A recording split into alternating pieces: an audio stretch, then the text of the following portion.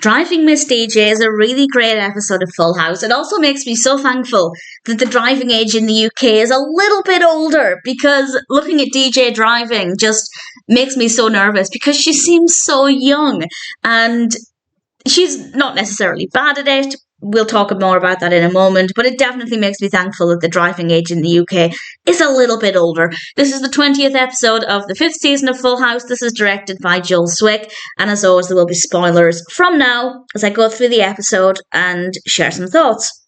There are several parts to the narrative, so I'll talk about each of them in turn. I'll talk about DJ's part of the narrative last, since that's the main part of the story. It actually starts off with Joey, and he ends up going down to the side of the bed to pick something up, and Michelle comes in, not realising Joey is in the room, and she talks to Mr. Woodchuck and says she wishes he was real, and Joey takes the opportunity to do the Woodchuck voice, and Michelle obviously doesn't realise he's there. I do wish Michelle didn't discover him in this scene. She finds Joey pretty quickly.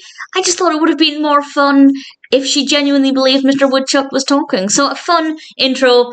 Didn't go the way I wanted it to, but still pretty decent.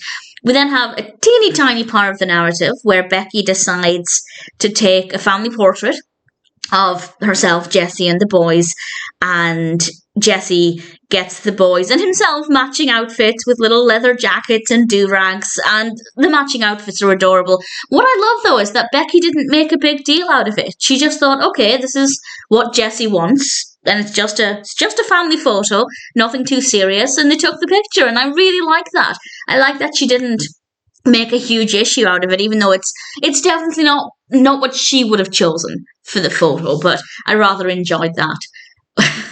I'm also going to hear the words hairy, scary monster in Stephanie's voice in my head for a very long time, because this part of the narrative involves Stephanie and her friend, and Michelle comes into the room. She's pestering them. Granted, it's her room too. She is allowed to be there. And Stephanie decides to get Michelle out of the room. She's going to threaten her with the hairy, scary monster. And if you say his name 3 times, the monster will appear. And of course, Stephanie is about to say it a 3rd time.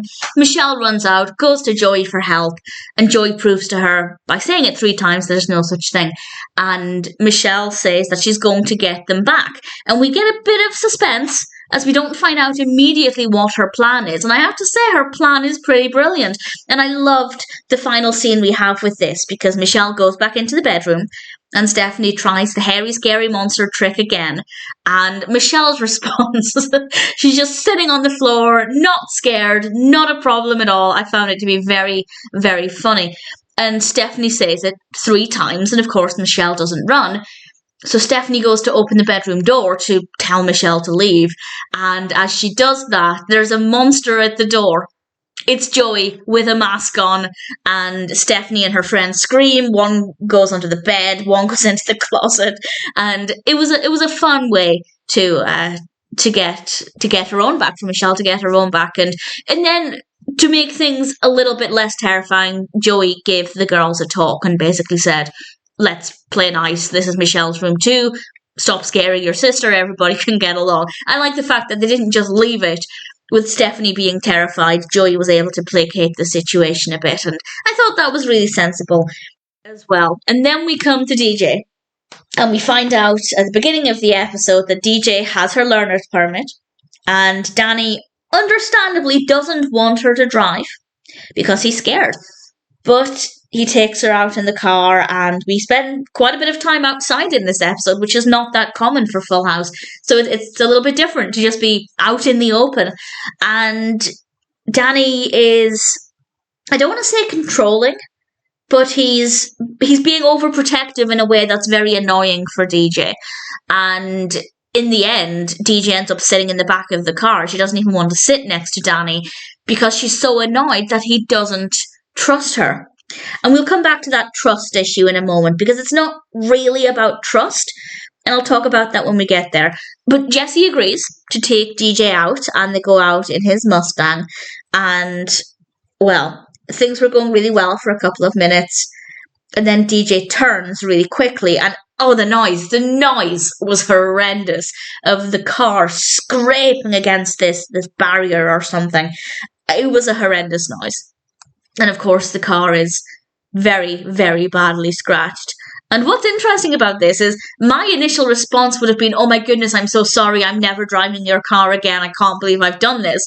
And DJ said, I'll be better tomorrow. I'm sorry, I'll make sure it doesn't happen the next time I'm in your car. And that to me was just such a baffling response. I could never imagine. I mean, I don't drive, I've had a few lessons, I hate it. But if I was in somebody's car and I caused that damage, my immediate thought would not be, oh, well, I'll be in your car again. I'll be driving your car again. So I was just amused by how different her response was to what my instant thought was. And Jesse, to his credit, he didn't lose his mind. He didn't shout at her. He tried so hard to remind himself it's just a car. And I have to appreciate that. I have to admire that because it is just a car. And yeah, I imagine it would probably cost a lot to get that fixed, but at the end of the day, it's not worth damaging his relationship with DJ over. So I liked how he handled it. I'm impressed by how he handled it. And of course, they go back home and Danny explains why he was behaving the way he was, and he makes it very clear to DJ, which he should have done from the beginning, is that it's not that he doesn't trust her. Quite frankly, it's that he doesn't trust other drivers. And I think that that's definitely the case. I feel like it's very common for people to feel very nervous whenever somebody starts to drive for the first time. And it's not that they don't trust their loved one. It's that there are bad drivers out there, people who are reckless and careless. Kimmy Gibbler just happens to have her permit at that point. And as Donnie points out, there are people like Kimmy on the road. And I'm sure Kimmy is a good driver. And he makes it clear, finally, that it's not that he doesn't trust DJ, and it's that other people are bad drivers. But DJ points out something that I think was very relevant, because she's going to drive at some point anyway.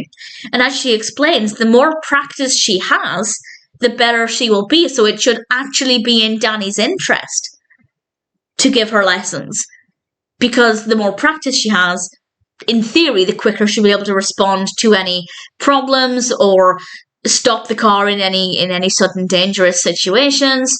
And I thought that was a really valid point. And I liked the fact that eventually everybody came round to DJ's way of thinking, but also DJ was able to finally understand why Danny had been so concerned. And it's beautiful. It's really well done. I think it shows both perspectives in a really effective way. And the final thing we see is DJ driving the car with Danny and Jesse in the car, and it's a great shot. It's very well done, but it just, that seeing somebody so young behind the wheel of a car is baffling for me in the UK. It's just, I know it's only a couple of years difference, but it's 17 in the UK when you're allowed to get behind the wheel of a car in most situations. So somebody who's not even legal for anything else, 15 years old, it's a strange situation. But I enjoyed the episode a lot. There are a lot of really solid moments. Personal highlights would have to be just how they handled the story with DJ and everybody's different perspectives. I thought they did a really great job with that. Stephanie saying hairy, scary monster, because that will be in my head for a long time. The way Michelle responded to it the second time she tried to trick her, Joey, first of all, scaring Stephanie and her friend, and then ultimately how he handled things. And also Becky not making a big deal with Jesse's outfit of choice for the family photo. So really solid episode. Really thoroughly enjoyed it. All things considered, I'd say Driving Miss DJ is a pretty perfect episode of Full House.